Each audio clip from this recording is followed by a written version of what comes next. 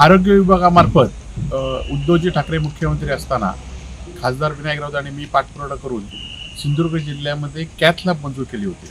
आणि त्यानंतर शासकीय मेडिकल कॉलेज मंजूर झालं आणि आरोग्य विभागाच्या सगळ्या जागा शासकीय म्हणजे आरोग्य विभागाच्या सर्व जागा हे शैक्षणिक वैद्यकीय शिक्षण विभागाकडे गेल्या आहेत आणि त्यानंतर ही कॅथ लॅबसाठी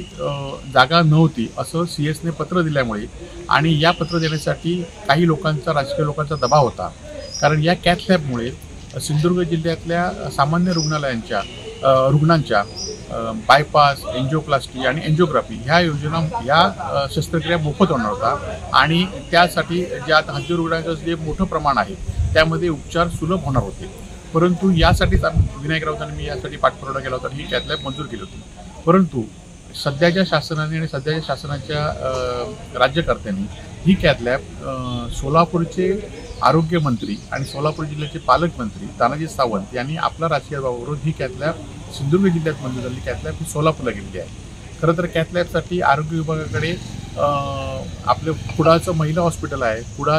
कुडाचं रुग्णालय आहे, या ठिकाणी जागा उपलब्ध आहे आणि त्या ठिकाणी त्या होऊ शकतात। आता निवडणुकीची आचारसंहिता आहे त्यामुळे आम्ही या संदर्भात जिल्हाधिकाऱ्यांना आत्ताच भेटलो आणि त्यांना पुढे पाठपुरावा करायला सांगितलं। परंतु निवडणूक आचारसंहिता झाल्यानंतर आम्ही सर्वजण या संदर्भात तीव्र असं आंदोलन करणार आहोत आणि ही कॅथ लॅब ओरोसमध्ये झाली पाहिजे अशी आमची सर्वांची मागणी आहे।